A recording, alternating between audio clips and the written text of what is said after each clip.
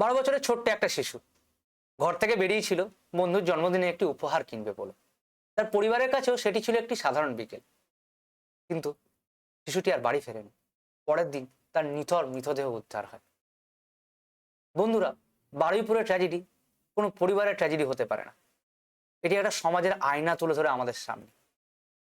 ভাবুন তো, একজন বাবা তার মেয়েকে 10 টাকা দিয়ে যদি বলে দোকান থেকে কিছু কিনে আন, তাহলে কি তার মনেই ভয় থাকা উচিত যে তার মেয়ে কোনোদিন আর ফিরবে না?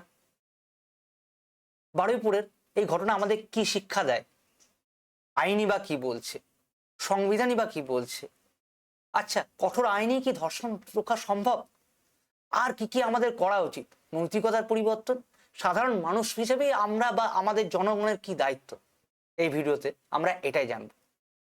রিসেন্ট ডেভেলপমেন্ট অনুযায়ী আমরা জানি এফআইআর হয়েছে, চার্জশিট গঠন হয়েছে, এসআইটি গঠন হয়েছে, আসামিও ধরা পড়েছেন, একজন আসামি আবার এনকাউন্টারেও মারা গেছে। রাজনীতি চলছে। আমরা আজ রাজনীতি বা কে ঠিক কে বেঠিক এ নিয়ে কোনো কথা বলবো না। আমরা জানবো সংবিধান, আইন এবং সত্যটা কি। চলুন বেশি দেরি না করে এই ভিডিওটা শুরু করা যাক। তো আমরা অলরেডি জানি যে এই ঘটনার মধ্যে অলরেডি একজন আসামি মারা গেছেন, এই ঘটনার অলরেডি তদন্ত চলছে। কিন্তু আইন আমাদের কি বলে? আমাদের দেশে আদৌ কি কঠোর আইন আছে? আমরা ওটাই জেনে নিই। তাতেও কেন ধর্ষণ বারবার হচ্ছে বা এই ধরনের ঘটনা কেন বারবার ঘটছে?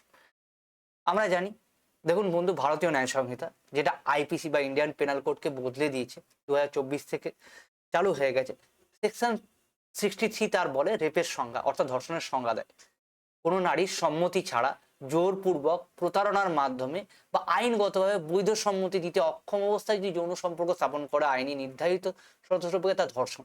অর্থাৎ না, কনসেন্ট মানে শুধু না মানেই শুধু কনসেন্ট নয়, বা জোরপূর্বক হ্যাঁ বললে কনসেন্ট নয়। স্বতঃস্ফূর্ত স্বাধীনভাবে বিচারাধীন একটা কনসেন্ট হতে হবে নারীদের, তবেই সেটা কনসেন্ট ভরা যাবে, না হলে যে কোনো ঘটনা রেপের মধ্যে দেওয়া যায়। আচ্ছা, এরকম রেপ বা নির্মম ঘটনা হলে শাস্তি কোথায় লেখা আছে? তার শাস্তি লেখা আছে সেকশন 64-তে। যদি আদালতে ধর্ষণের প্রমাণিত হয় তাহলে সাধারণ ক্ষেত্রে 10 বছরের সশ্রম কারাদণ্ড বা প্রয়োজনে আজীবন কারাদণ্ড পর্যন্ত আদালত প্রয়োজনে জরিমানাও আরোপ করতে পারে। সেকশন 65 কথা বলেছে এই বিএনএসেরই নাবালিকার বিরুদ্ধে অপরাধ। যদি ভুক্তভোগী 16 বছর কম বয়সী হন তাহলে শাস্তি আরো কিন্তু কঠোর হয়। কমপক্ষে 20 বছরের কারাদণ্ড হয় বা আমৃত্যু কারাদণ্ড হতে পারে, প্রয়োজনে সেটা বদলাতেও পারে। আর যদি ভুক্তভোগী 12 বছরের কম বয়সী হয় তাহলে আইন অনুযায়ী আদালত মামলার প্রমাণ ও পরিস্থিতি বিচারণ করে মৃত্যুদণ্ড পর্যন্ত দিতে পারে। আর কি বলছে ভারতীয় ন্যায় সংহিতার সেকশন 66? যদি ধর্ষণের ফলে ভুক্তভোগীর মৃত্যু হয় বা তিনি স্থায়ী ভেজিটেটিভ অবস্থায় চলে যান তাহলে আদালত কমপক্ষে 20 বছরের কারাদণ্ড বা মৃত্যু কারাদণ্ড অথবা উপযুক্ত ক্ষেত্রে মৃত্যুদণ্ড অবধি বা ফাঁসি অবধি দিতে পারেন। সেকশন 70 কথা বলে গ্যাং রেপের সম্পর্কে, অর্থাৎ গণধর্ষণের ক্ষেত্রে প্রত্যেক অভিযুক্তকে সমানভাবে দায়ী করা হয়। দোষ প্রমাণিত হলে কমপক্ষে 20 বছরের কারাদণ্ড থেকে আমৃত্যু কারাদণ্ড বা শাস্তির বিধান রয়েছে। এবার আসি নাবালিকা বা শিশুদের বিরুদ্ধে অত্যাচার, তার জন্য কি আছে? পস্কো অ্যাক্ট। যেহেতু আলোচিত একজন নাবালিকার প্রসঙ্গ এসেছে, অর্থাৎ বারুইপুরের ঘটনা যে একটা নাবালিকাকে নিয়ে, তার জন্য পস্কো অ্যাক্ট খুব গুরুত্বপূর্ণ। কি? Protection of children from sexual offences act. এই আইনে শুধুমাত্র অপরাধীকে শাস্তি দেওয়া নয়, বরঞ্চ শিশু বান্ধব তদন্ত, দ্রুত বিচার, শিশুর মানসিক নিরাপত্তা, ভুক্তভোগীর মর্যাদা রক্ষা নিশ্চিত করা, সবগুলোই পস্কো অ্যাক্টে বলা রয়েছে। এছাড়া আমরা যদি জানি জিরো এফআইআর, কিছু কিছু টার্ম আমাদের জেনে রাখা দরকার। জিরো এফআইআর কেন? একটা সাধারণ মানুষ হিসেবে আমাদের জেনে রাখা দরকার। অপরাধ যে কোনো এলাকায় ঘটুক না কেন, দেশের যে কোনো থানায় এফআইআর জারি করা যায়, এটাকেই আমরা বলি জিরো এফআইআর। এর ফলে তদন্ত করতে অযথা দেরি হয় না। অর্থাৎ আমার ঘটনা যদি বারুইপুরে ঘটে, তাই হয়তো পুরুলিয়ার কোনো ঘটনা আমি বারুইপুরে করতেই পারি, সেখানে দেরি না হয় জিরো এফআইআর করলে তাড়াতাড়ি ঘটনার ইনভেস্টিগেশন শুরু করা যায়। সুমোটো কগনিজেন্স কি? কখনো কখনো আদালত যদি গুরুতর কোনো ঘটনা উপলব্ধি করেন স্বতঃপ্রণোদভাবে হস্তক্ষেপ করতে পারে আদালত। এটাকেই আমরা বলে থাকি আদালতের সুমোটো কগনিজেন্স। আইন তো কঠিন, এছাড়া সংবিধানে কি মর্যাদা রয়েছে তার আগে আমরা জেনে নেওয়া দরকার সংবিধান আমাদের কি কি বলে। আর্টিকেল 14 আমরা জানি আইনের চোখে সবাই সমান। আর্টিকেল 15 লিঙ্গের ভিত্তিতে বৈষম্য করা যাবে না। আর্টিকেল 21 বলছে প্রত্যেক মানুষের জীবন ও ব্যক্তিগত স্বাধীনতার অধিকার রয়েছে। অর্থাৎ নারী নিরাপত্তা শুধু একটা সামাজিক দাবি নয়, এটা একটা আমাদের সাংবিধানিক অধিকার। তো এখানে আপনাদের কোনোদিন ছেলে খেলা করা উচিতই নয়। আর কি? Justice Verma committee. Justice Verma committee Nirbhaya কাণ্ডের পর গড়ে উঠেছিল 2012 সালে। নারী নিরাপত্তা শুধু ফৌজদারি আইন দিয়ে নিশ্চিত করা যাবে না, জাস্টিস বার্মা কমিটি এটা বলেছিল। পুলিশকে আরো সংবেদনশীল করা, দ্রুত তদন্ত করতে হবে, অর্থাৎ জবাবদিহিতা, নারী বান্ধব প্রশাসন। আমরা এখন দেখতে পাই দুর্গা স্কোয়ার বা বিভিন্ন জায়গায় নারী বান্ধব প্রশাসন পুলিশের তরফ থেকে হচ্ছে। কিন্তু সবচেয়ে বড় বলেছিল সমাজের মানসিকতার পরিবর্তন, অর্থাৎ শুধু আইন নয়, প্রতিষ্ঠান এবং সমাজ দুটোকেই পরিবর্তন করতে হবে। আর কি আমরা জানতে পারি?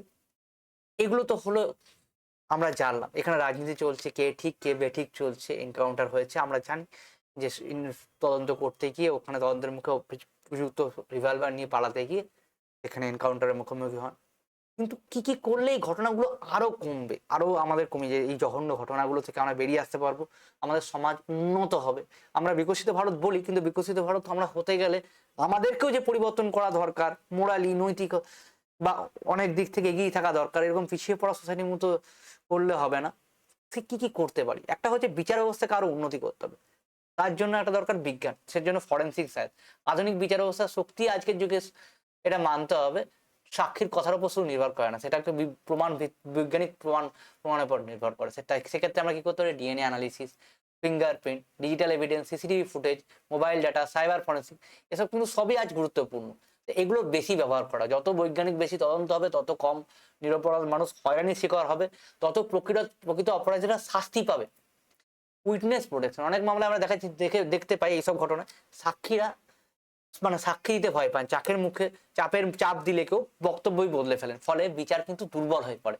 তাই সাক্ষীর নিরাপত্তা নিশ্চিত করা বিচার ব্যবস্থায় একটি অত্যন্ত গুরুত্বপূর্ণ অংশ। উইটনেস প্রোটেকশনটাকে আমাদের ভালো করে এগিয়ে নিয়ে যেতে হবে। আর কি করতে পারি? ফাস্ট ট্র্যাক কোর্ট, অর্থাৎ দ্রুত বিচার, কিন্তু ন্যায়সঙ্গত বিচার। আমাদের সবাই দ্রুত বিচার চাই। এসব ক্ষেত্রে আমরা দেখেছি জাস্টিস অনেকটা ডিলেড হয়, আমাদের ক্ষেত্রে বিচার ব্যবস্থা অনেকক্ষণ টাইম নেয়। আমাদের অভয়ার কাণ্ড কিছুদিন আগেই ঘটে গেল, সুতরাং সেখানে আমরা দেখলাম অপরাজিতা বিলের মতো বিল আসতে চলেছে, যে একটু সেখানে খুব কঠিন আইন আনা চলেছে। কিন্তু সেটা শুধু নয়, সেই বিল তো আনলেই হবে না, বিচার ব্যবস্থা ফাস্ট হতে হবে। তাই ফাস্ট ট্র্যাক কোর্ট আনা আমাদের খুব জরুরি। দ্রুত বিচার তখনই অর্থ হবে যখন তদন্ত হবে নির্ভুল, প্রমাণ হবে শক্তিশালী এবং আদালতের পরিকাঠামো হবে। আচ্ছা, এগুলো তো আমরা সরকারের পার্সপেক্টিভ থেকে দেখলাম। আইন কিরকম আরো স্ট্রং করা যেতে পারে দেখলাম। আমাদের সংবিধান আইন যথেষ্ট অলরেডি স্ট্রং, কিন্তু বিচার ব্যবস্থা কিভাবে স্ট্রং করে যেতে পারে দেখলাম। পুলিশকে আরো স্ট্রং হতে হবে দেখলাম কি কিভাবে তদন্ত করতে গেলে আরো এই ঘটনাগুলিকে আমরা দ্রুত শাস্তি দিতে পারি। কিন্তু হবে না, বা এই সমাজটাকে আমরা পরিবর্তন বা কলুষিত সমাজটাকে আমরা পরিবর্তন করতে পারি কি করে? এখানে আমাদের ভূমিকা কি, জনগণের ভূমিকা কি? আমরা কি সবসময় সরকারের দিকে আঙুল তুলে কথা বলবো? না, একটু নিজেদের দিকেও দায়িত্ব নিতে হবে এসব ঘটনায়। কি কোনো ভুক্তভোগী বা যার ঘটনার সাথে হয়েছে তার কখনো ছবি শেয়ার করবেন না। আমরা বারবার দেখি এই ছবি সোশ্যাল মিডিয়ায় ঘুরে বেড়াচ্ছে, সোশ্যাল মিডিয়ায় যাচাই না কোনো খবর ছড়াবো না আমরা। কোনো নারী বা শিশু বিপদ আছে মনে করলে নিরাপদ উপায়, অনেকে ভাবেন যে যাবো আমাদের যদি কিছু হয়, কিন্তু নিরাপদ উপায় আমরা তো পুলিশকে জানাতেই পারি। পুলিশ বা জরুরি পরিষেবায় আমরা খবর দিই। আপনার ছেলে বা মেয়ে দুজনকে সমানভাবে দায়িত্ববোধ এবং আইনের শিক্ষা দিই। পুরোটা হবে না পরিবার থেকে। আমরা পরিবারে বলি ভালো রেজাল্ট করতে হবে, ভালো চাকরি পেতে হবে, কিন্তু ভালো মানুষ পেতে হবে, সম্মান করতে জানতে হবে সবাইকে। কজন শেখায়? আজকে জেনজি জেনারেশন অনেকটাই বদলেছে, আরো বদলে আসা উচিত। মানুষের মধ্যে ছোটবেলা থেকেই যদি একটা কথা, সত্যি কথা, যে একজন অপরাধী তো শুরু থেকেই অপরাধী হয় না। এই সমাজ, এই ঘটনা তাকে বদলে ফেলে।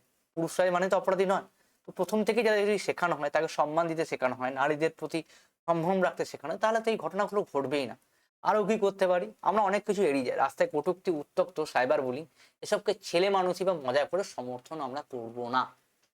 অর্থাৎ পরিবার থেকে শুরু করে জনগণ হিসেবে নৈতিকতার পরিবর্তন করতে আমাদের নিজেদেরকেও হবে।